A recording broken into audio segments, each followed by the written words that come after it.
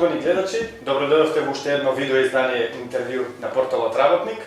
Денеска со нас ќе биде претседателот на Бизнис конфедерација на Македонија, господин Миле Бошков. Добродојдовте. Благодарам, добро ве најдов и се надевам дека ќе имаме одлична емисија за вашите гледачи. Фала.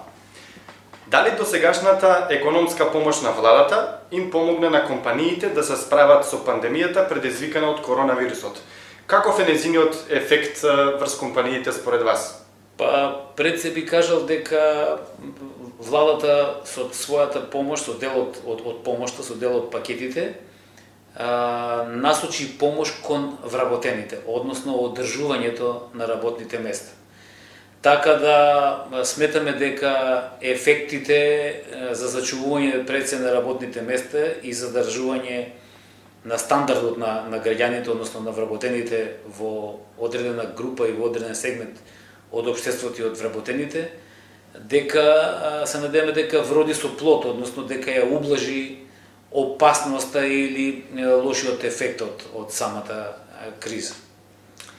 Според вас, последниот, четвртиот пакет на мерки кои што се од страна на владата, можете малку да искоментирате во врска со тој пакет? Секако, пред се, тој пакет на мерки, четвртиот пакет на мерки е поопширен, сеопфатен.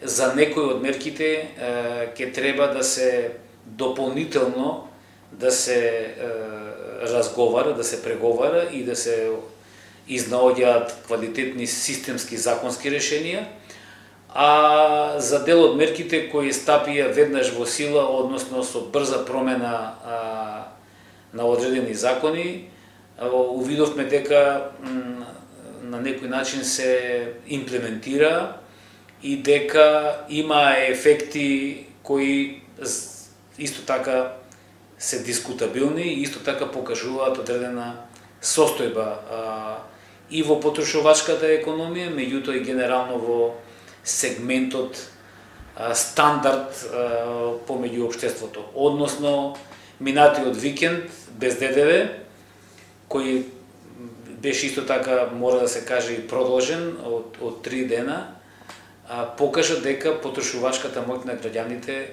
не е на завидно ниво и дека од одредена сума и одредени бројка, од еден износ на планирани средства кои треба да се потрошат, односно кои беа планирани за реализација на оваа активност или на оваа мерка, дека не беа во толкав обем во колку што се планираше.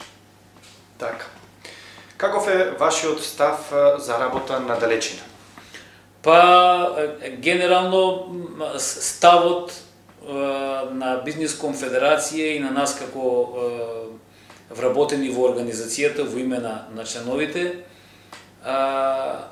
ни се смени или ни се менуваше постојано, бидејќи во оваа година пред почетокот на пандемијата, пред почетокот и ефектите од кризата, сметавме дека работата на далечина е изворедна можност во повеќе сегменти од работата на една компанија, на еден работник, со оглед на тоа дека сметавме дека намалувањето на трошоците, безбедноста и здравието, поголемиот ефект, продуктивноста на вработените, дека низ работата од далечина, без оглед на тоа дали е работа од дома, дали е мобилно работно место, дали е работа од дистанца и така натаму, дека вродува со плод, меѓутоа увидовме после одреден период на работа од далечина и работа од дома, увидовме дека сепак луѓето како природни суштества со дополнителна емпатија, емоции, комуникација и така натаму, сетила дека имаат потреба од непосредна комуникација и непосредно извршување на професионалните обврски. Така да работата од далечина во некои дејности е потребна и неопходна, меѓутоа сметаме дека не секогаш е добредојдена, особено поради природата на професионалното градење на работникот и на компанијата.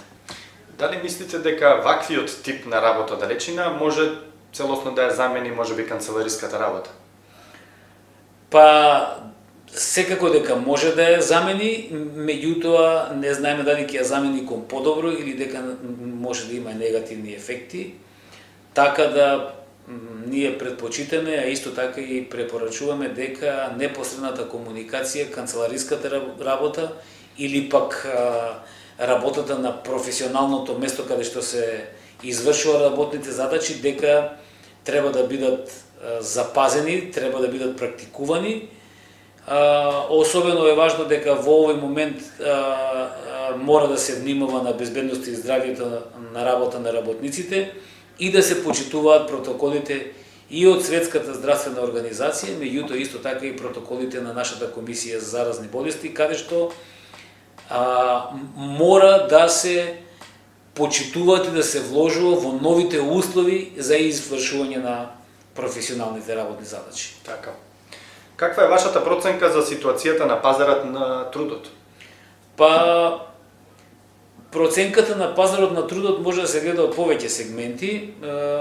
Првата работа дека на пазарот на трудот постојат работници кои бараат работа и кои сметаат дека се вешти, образовани и квалификувани за работните задачи за кои бараат работа. Меѓутоа, од друга страна, реалниот пазар на труд и потребата на стопанството вели дека тие работници кои се нудат на пазарот на трудот ги немаат потребните вештини, ги немаат достигнато или ги немаат воопшто и дека врз основа на оперативниот план за вработување и мерките кои ги нуди Агенцијата за вработување и владата и од други агенции, дека ќе треба да ги искористат, умно да ги искористат за да може да се квалификуваат или да се усогласат со потребите на пазарот на трудот, односно со стопанството. Така да од тој аспект сметаме дека може повеќе да се вложи за да се усогласат потребите на стопанството со понудената работна сила. Што се однесува пак до состојбите вработеност и невработеност, пандемијата директно влијаеше на работните места и на отпуштања од одредени работни позиции во одредени сектори. Меѓутоа, тука во овој момент социјалните партнери и владата треба заедно да креираат мерки кои директно ќе влијаат за враќање на работниците на работните места. Така. Господине Милев, ви благодариме за одвоеното време што учествувавте во овој интервју. Ние ви посакуваме успешна работа и се гледаме до нашето наредно интервју. Ви благодарам за поканата.